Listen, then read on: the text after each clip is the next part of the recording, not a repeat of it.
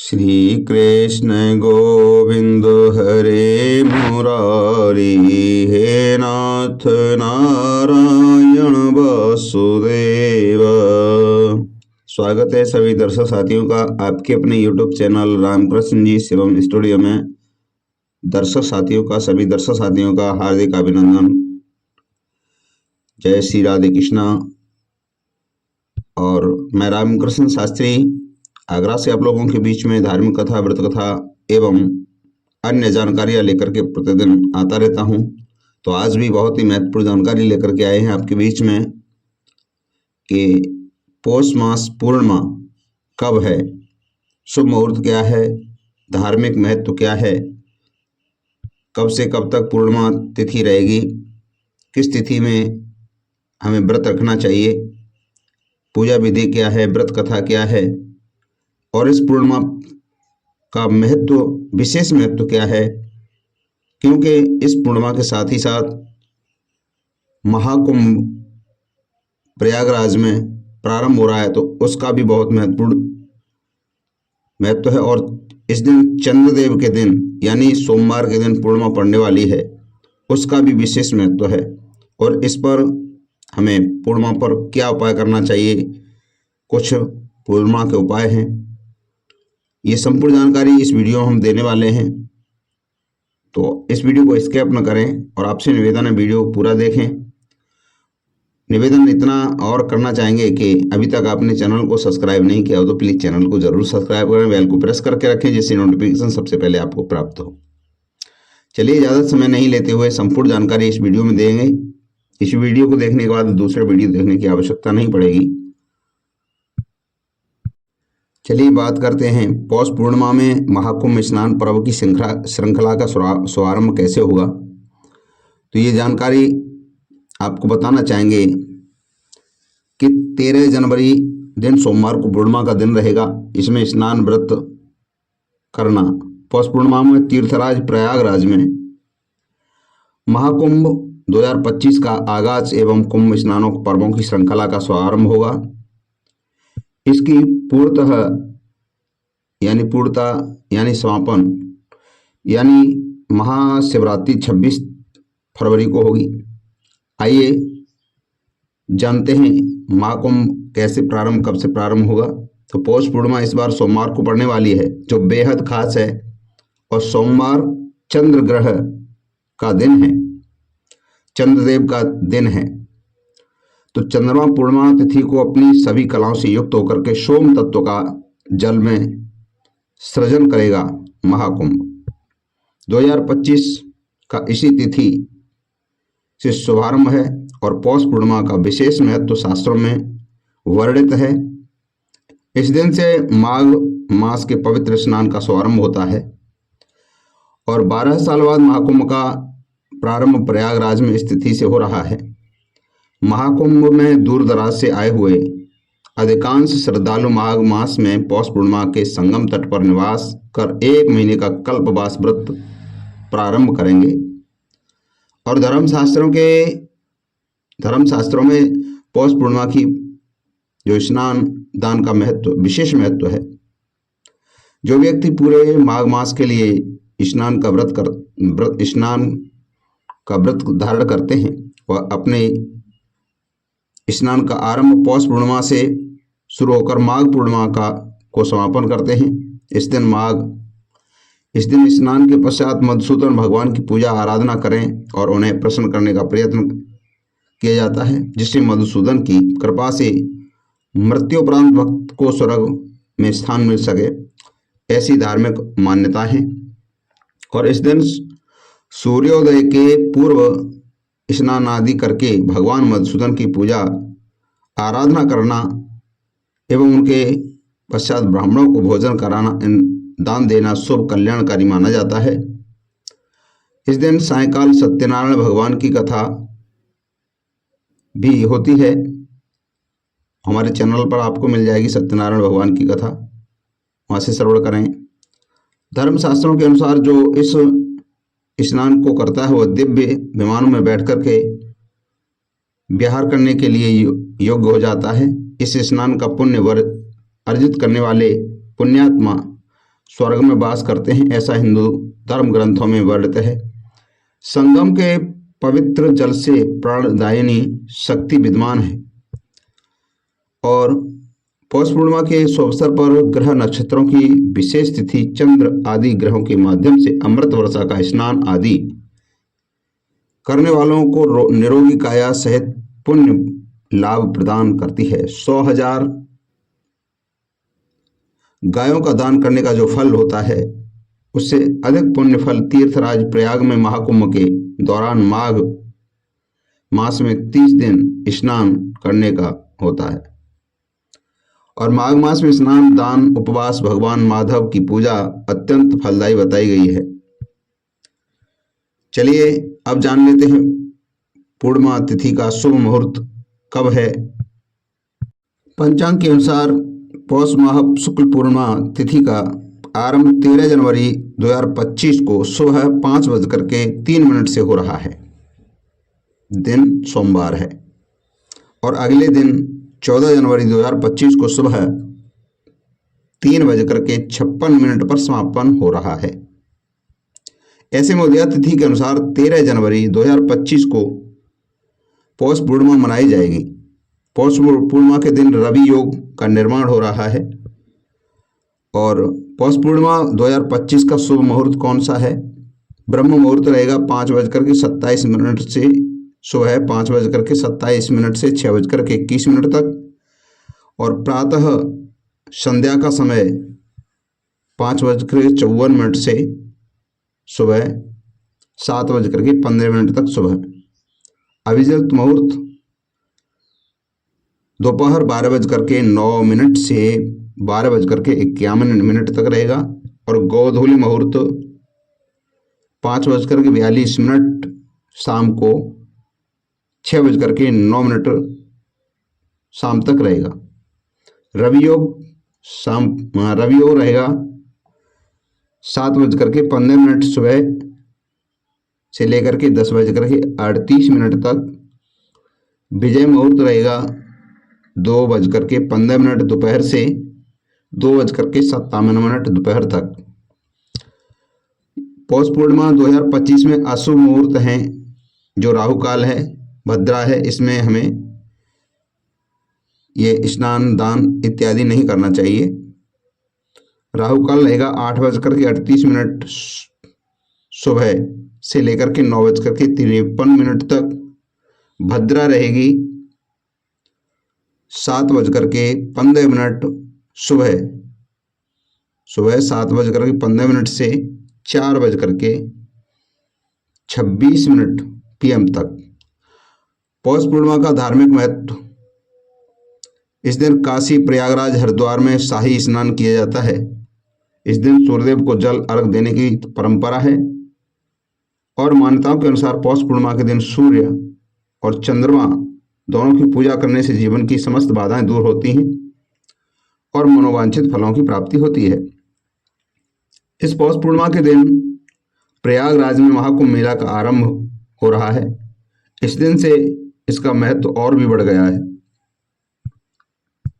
आइए कुछ उपाय भी बताते हैं कि इस पूर्णिमा के दिन हमें क्या उपाय करना चाहिए जिससे हमारे जीवन में धन धान्य बरकत का आगमन हो। पूर्णिमा के कुछ उपाय हैं वो करना चाहिए। देखिए, इस दिन पौष पूर्णिमा के दिन भगवान विष्णु, माता लक्ष्मी और चंद्रदेव के साथ भगवान शंकर की पूजा का विधान भी है। और हिंदू पंचांग के अनुसार पौष पूर्णिमा 13 जनवरी 2025 को रहेगी।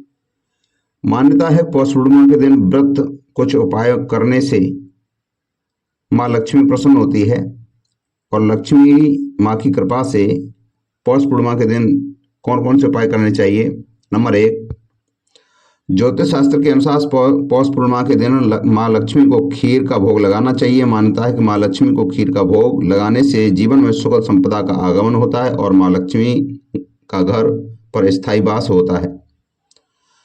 नंबर 2, पौष पूर्णिमा पर तुलसी के पौधे पर कच्चा दूध चढ़ाना चाहिए और तुलसी का पौधा माँ लक्ष्मी का स्वरूप माना गया है। मान्यता है कि ऐसा करने से माँ लक्ष्मी प्रसन्न होती है।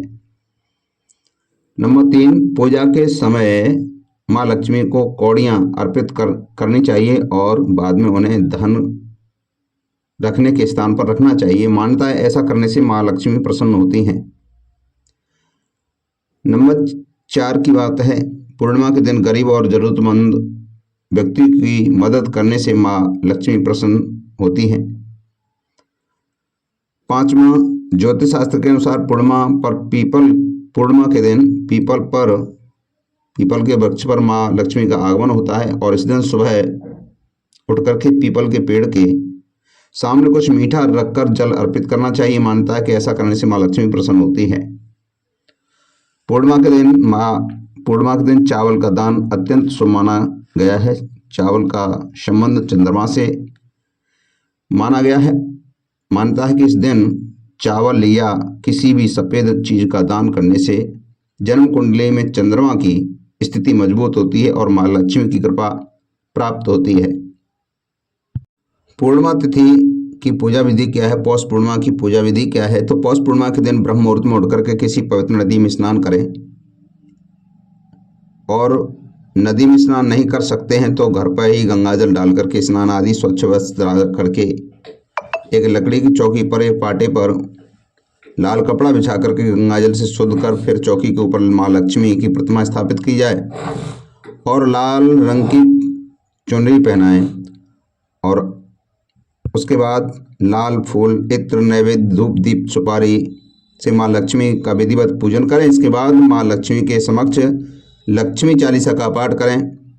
वो चालीसा का पाठ हम आपको बाद में श्रवण कराएंगे अभी इसी वीडियो में। तो पूजन संपन्न होने के बाद आरती करें और शाम के समय फिर माँ लक्ष्मी और भगवान विष्णु का पूजन करें और चंद्रमा को अर्घ दें। चलिए पौष पूर्णिमा व्रत कथा श्रवण करते हैं। काशीपुर नगर के एक गरीब ब्राह्मण को भिक्षा मांगते देखकर भगवान विष्णु जी ने स्वयं एक बूढ़े ब्राह्मण के रूप में उन्हें निर्धन ब्राह्मण के पास गए और कहने लगे, हे विप्र, श्री सत्यनारायण भगवान मनोवांछित फल देने वाले हैं। तुम उनका व्रत पूजन करो, जिससे के करने से मनुष्य सब प्रकार के दुखों से मुक्त हो जाता है। इस व्रत में उपवास का भी विशेष महत्व है, अपना महत्व है, किंतु उपवास में मात्र भोजन न लेना ही नहीं, अपितु समझना चाहिए। उपवास के समय हृदय में यह धारणा होनी चाहिए कि आज से सत्यनारायण भगवान हमारे पास ही विराजमान हैं। अतः अंदर और बाहर शुचिता बनाए रखनी चाहिए और श्रद्धा विश्वास पूर्ण भगवान का पूजन कर उनकी मंगलमयी कथा का श्रवण करना चाहिए। श्री सत्यनारायण की कथा बताती है कि पूजन व्रत करने में मानव मात्र का समान अधिकार है, चाहे वह निर्धन, धनवान, राजा हो या व्यवसायी हो, ब्राह्मण हो या अन्य वर्ग, स्त्री या पुरुष या स्पष्ट और भी कोई हो। करने के लिए इस कथा में निर्धन ब्राह्मण, गरीब लकड़हारा, राजा, उल्कामुख, धनवान, व्यवसायी, साधु वैश्य, उसकी पत्नी लीलावती, एक पुत्र कलावती, राजा तुंगध्वज और गोपगणों की कथा का समावेश किया गया है। इस कथा के अनुसार इसे लकड़हारा गरीब ब्राह्मण, उल्कामुख, गोपगणों के ने सुना कि यह व्रत सुख, सौभाग्य और संपत्ति सब कुछ देने वाला है, तो सुनते ही श्रद्धा, भक्ति और प्रेम के साथ सत्य व्रत का आचरण करने लगे और फलस्वरूप सुख भोग कर परमलोक में मोक्ष के अधिकारी हुए। एक साधु वैश्य ने भी यही प्रसंग राजा उल्कामुख से सुना, किंतु उनका विश्वास अधूरा था और श्रद्धा में कमी होने के कारण उसे मन में प्रण लिया कि संतान प्राप्ति पर सत्यव्रत पूजन करूंगा। समय बीतने पर उसके घर एक सुंदर कन्या ने जन्म लिया। पत्नी ने व्रत की याद दिलाई तो उसने कहा कि कन्या के विवाह के समय करेंगे। समय आने पर कन्या का विवाह भी हो गया, किंतु उस वैश्य ने व्रत नहीं किया। सभी वो अपने दामाद को लेकर के व्यापार के लिए चला गया। वहां उसे चोरी के आरोप में राजा चंद्रकेतु द्वारा दामाद सहित कारागार में डाल दिया गया और अपने घर में भी चोरी हो गई। पत्नी लीलावती और पुत्री कलावती भिक्षावृत्ति के लिए विवश हो गई। एक दिन कलावती ने किसी के घर श्री सत्यनारायण का पूजन होते हुए देखा। घर आकर के माँ को प्रसाद दिया। तब माँ ने अगले दिन श्रद्धा से व्रत पूजन का भगवान के लिए पति और दामाद के शीघ्र आने का वरदान मांगा। श्री हरि प्रसन्न हो गए और स्वप्न में राजा को कह दिया कि दोनों बंदियों को छोड़ दे। उस राजा ने उनको कैद कर लिया था, उनको सपने में बता दिया कि बंदियों को छोड़ दे क्योंकि वह निर्दोष हैं। राजा ने अगली सुबह उनका धन धान्य और प्रचुर द्रव्य देकर के विदा कर दिया। घर आकर के पूर्णिमा संक्रांति को सतव्रत का जीवन आयोजन करता रहा। परिणाम स्वरूप से सांसारिक सुख भोगकर मोक्ष की प्राप्ति हुई। इसी प्रकार एक राजा तुंगध्वज थे और तुंगध्वज ने वन में गोपगणों को भी श्री सत्यनारायण भगवान का पूजन करते देखा, किंतु अपने अभिमान की वजह से राजा ने न तो पूजा स्थल को पर गया और न दूर से ही प्रणाम किया और न ही गोपगणों द्वारा दिया गया प्रसाद ग्रहण किया। परिणाम यह हुआ कि राजा के पुत्र धन धान्य अश्व गजादि सब नष्ट हो गए। राजा को फिर से आभास हुआ कि विपत्ति का कारण सत्यदेव भगवान का निरादर है। तब उसे बहुत पश्चाताप हुआ और वह तुरंत वन में गया और गोपगणों को बुलाकर उससे सत्यनारायण भगवान की पूजा विधि पूछी और बाद में पूजा की। फिर उसके प्रसाद ग्रहण किया तथा घर आ गया। उसने देखा कि विपत्ति टल गई और उसकी सारी संपत्ति धन सुरक्षित हो गया। राजा प्रसन्नता से भर गया और अपना सर्वस्व भगवान को अर्पित किया। तो ये व्रत कथा है, ये सत्यनारायण की व्रत कथा हमें पूर्णमासी के दिन अवश्य करनी चाहिए, बहुत लाभ मिलता है। चलिए अब जानते हैं लक्ष्मी चालीसा। लक्ष्मी चालीसा प्रारंभ करेंगे, श्रवण करें गौर से। कि मातु लक्ष्मी कर कृपा करो हृदय में वास, मनोकामना सिद्ध कर पूरब हो मेरी आस। सिंधु सुता विष्णु प्रिय नत सिर बारंबार, रिद्ध सिद्धि मंगल प्रदे नत सिर बारंबार। यही मोर अरदास हाथ जोड़ विनती करूं, सब विधि करो सुवास।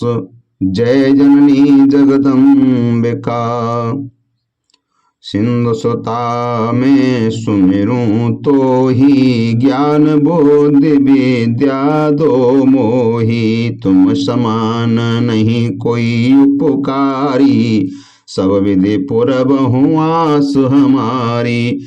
जय जय जगत जननी जगदम्बा, सबके तुम ही हो स्वावलंबा।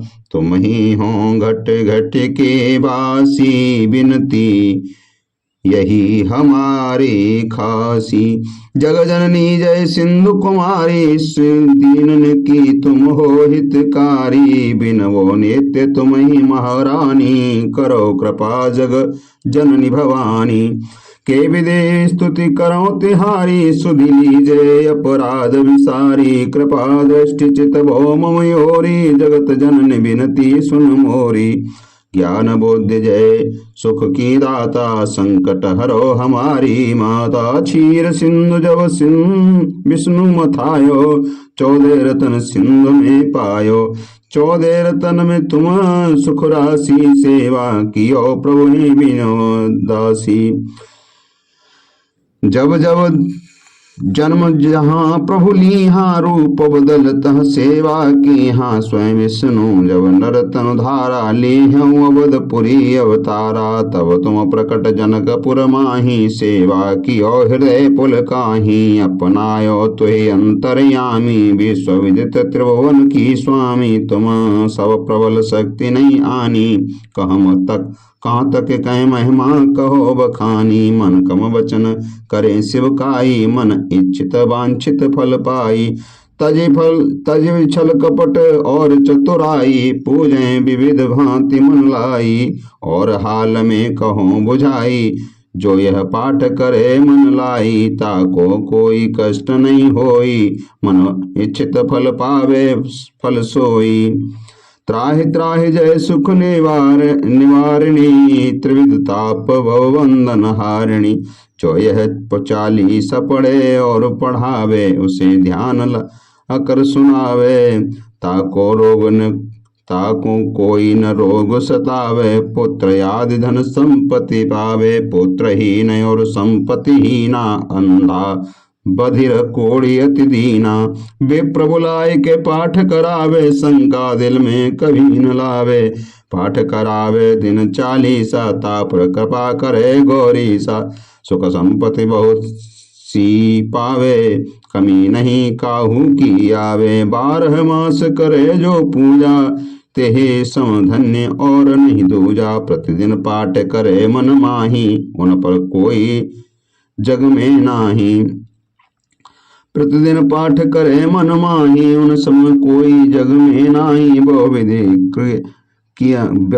किया में करूं बढ़ाई, ले परीक्षा ध्यान लगाई। कर विश्वास करे व्रत में माँ, होय सिद्ध उपजय और प्रेमा। जय जय जय जय जय जय लक्ष्मी महारानी, सब पे व्यापते हो जो गुण खानी। तुमरो तेज प्रबल जग माही, तुम समको दयाल कछु नाही। मोय नाथ की सुदेवनी जय, संकट काट भक्ति मोय दी जय। भूल चूक कर क्षमा हमारी, दर्शन दी जय दशा निहारी। बिन दर्शन व्याकुल अधिकारी, तुम छत दुख सहते भारी। नहीं मोय ज्ञान बुद्धि है तन में, सब जानत हो आपने मन में। रूप चतुर्भुज करके धारण, कष्ट मोरे हरहु निवारण। कई प्रकार में करहु बड़ाई, ज्ञान बुद्धि मोय नहीं अधिकाई। रामदास कहे कहा पुकारी, करो दूर तुम विपत्ति हमारी। त्राहि त्राहि दुख हारिणी, हरो बेग सब त्रास। जयति जयति जय लक्ष्मी, करो शत्रुन का नाश। रामदास धर ध्यान नित, विनय करत कर जोर। मातु लक्ष्मी दास पर, करहूं दया की ओर। बोल लक्ष्मी मैया की जय, महालक्ष्मी मैया की जय। इस तरीके से पाठ करेंगे। मिलते हैं अगली जानकारी के साथ, तब तक के लिए जय श्री राधे कृष्णा, हर हर महादेव।